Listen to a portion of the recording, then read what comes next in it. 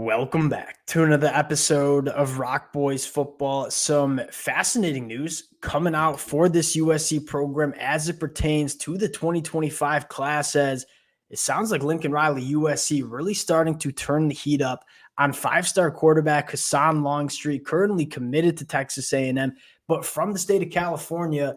I think this is fascinating from a couple of different ways. One, how do Julian Lewis and Husan Longstreet kind of stack up as quarterback prospects in this 2025 cycle? But I think more importantly, why is Lincoln Riley deciding to maybe kick the tires on Husan Longstreet in this 2025 cycle? Now, before we get into this conversation, I want to make it very clear to the Texas A&M fans that might be listening, to the USC fans that might be listening, I'm not getting up here and picking or predicting that Husan Longstreet is going to flip his commitment from Texas A&M. And on the same token, I'm not getting up here and predicting that Julian Lewis is flipping his commitment from USC. I think these are two extremely talented quarterbacks, but I do want to talk about, especially for the USC fans, how these two quarterbacks stack up against one another and why Lincoln Riley specifically might be looking at another quarterback in this 2025 cycle. Extremely excited to get into this one. Before we do it, as always, just want to say thank you to you guys. And it's been a blast talking the recruiting trail over the last couple of weeks and months, and all the support you guys have shown to these recruiting episodes in the middle of the summer. I can't thank you guys enough. If y'all do enjoy the content, consider subscribing to the channel. Without further ado, let's get into this one. And let's start with, why Lincoln Riley might be kicking the tires on Husan Longstreet. And I think it largely has to do with, look, Lincoln Riley didn't take a quarterback in the 2024 cycle because Julian Lewis was kind of his guy. And he knew Julian Lewis was going to reclassify to 2025. USC didn't go after a single other quarterback. I mean, you locked in Julian Lewis, and I think that is what the expectation was going to be for Lincoln Riley in terms of the future of the quarterback room. I think as we get closer to signing day and as Julian Lewis continues to, for lack of better terms, not shut things down, I mean, he is looking at other programs in terms of where he's going to play his college football. I think Lincoln Riley in turn has to say, hey, we didn't take a quarterback in 2024. We didn't go after another quarterback in 2025 because Julian Lewis was kind of our guy.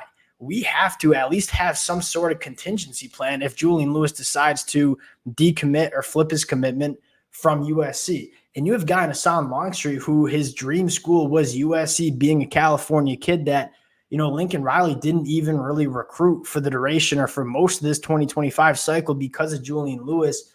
At least to me, this is how recruiting works, especially if Julian Lewis wants to look around at some other programs and not shut it down. I want to make it clear, I'm not blaming the kid. You do your recruiting process and figure out what's best for you.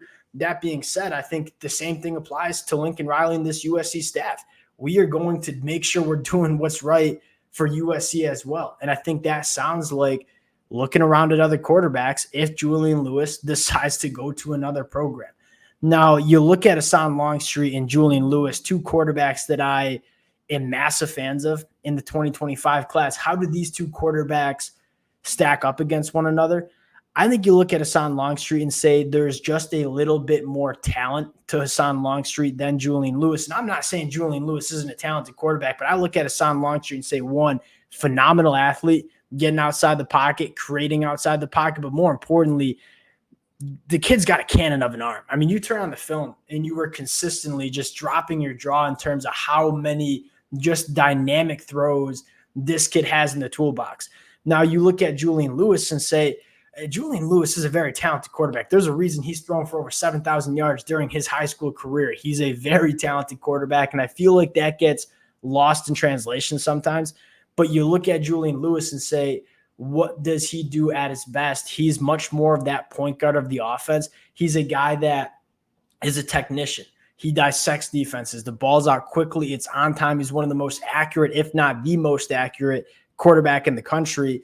So how do these two quarterbacks stack up? I'd probably say Husan Longstreet maybe has a little bit more upside than Julian Lewis in terms of if Husan Longstreet maximizes what he can be, this kid can be a special quarterback at the collegiate level. And then you look at Julian Lewis and say, hey, Julian Lewis, we feel pretty dang sure is going to come into whatever college football program he comes into and kind of just light it up. This is a kid that has been born to play the quarterback position since he's been a little kid. We all see the pictures of him kind of going to different camps as a young kid. This kid was born to play quarterback, and he's one of the most polished quarterbacks in the 2025 cycle. How I look at it, Husan Longstreet reminds me a little bit more of the Baker Mayfields and the Kyler Murrays and the Caleb Williams in terms of the big-time arm talent, the big-time athleticism in order to extend plays, play a little backyard football versus, Julian Lewis, I think he can extend plays, but that's not necessarily his calling card. I see some comparisons to him and Bryce Young. I don't know if I'd necessarily agree with that because you look at Bryce Young and say, Bryce Young was pretty much a Houdini in the pocket. That kid, in terms of what he could do, escaping pressure, getting outside tackles, and going in and kind of delivering footballs on the run. Julian Lewis can do all that type of stuff. That's not where he's at its best. I look at Husan Longstreet and say that's probably where he's at its best, being an athlete. He's a guy that ran for over 700 yards during his junior year. That's kind of how I stack those two quarterbacks. Now, if you were to ask me, and again, I would preface this with, hey, Lincoln Riley is a heck of a lot smarter in terms of evaluating quarterbacks than I am. I would probably bet on Husan Longstreet in those traits, especially if I'm Lincoln Riley and say, I know I can maximize quarterbacks. I would probably say, give me the more talented quarterback in Husan Longstreet.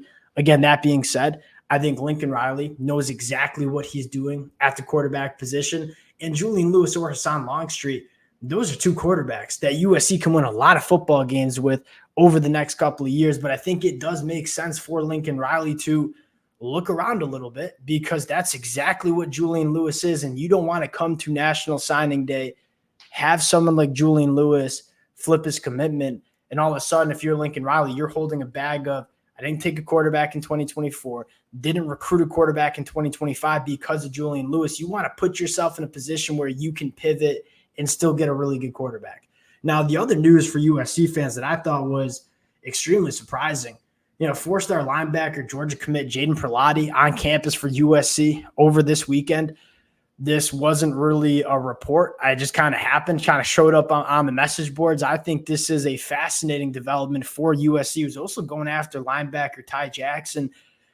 Jaden Perlotti is one of those modern-day linebackers. He is 6'2.5", 200 pounds, a slender frame, and he needs to add some mass to that frame. But he's got a frame where you can add some weight. This kid flies around the football field and plays exceptionally violent. So you look at the 200-pound body and say, oh, maybe he's not that physical of a tackler. This kid's extremely physical. He's a guy that is kind of that modern-era linebacker that can do all the things you want in space. You look at him and Matai Togiai, that would be a dynamic, athletic linebacker room for USC. We'll kind of continue to monitor that storyline. It does sound like Jaden Perlotti is going to take an official visit to USC during the season. And so we'll see how that goes. I know Tennessee is kind of turning it up on Jaden Perlotti as well.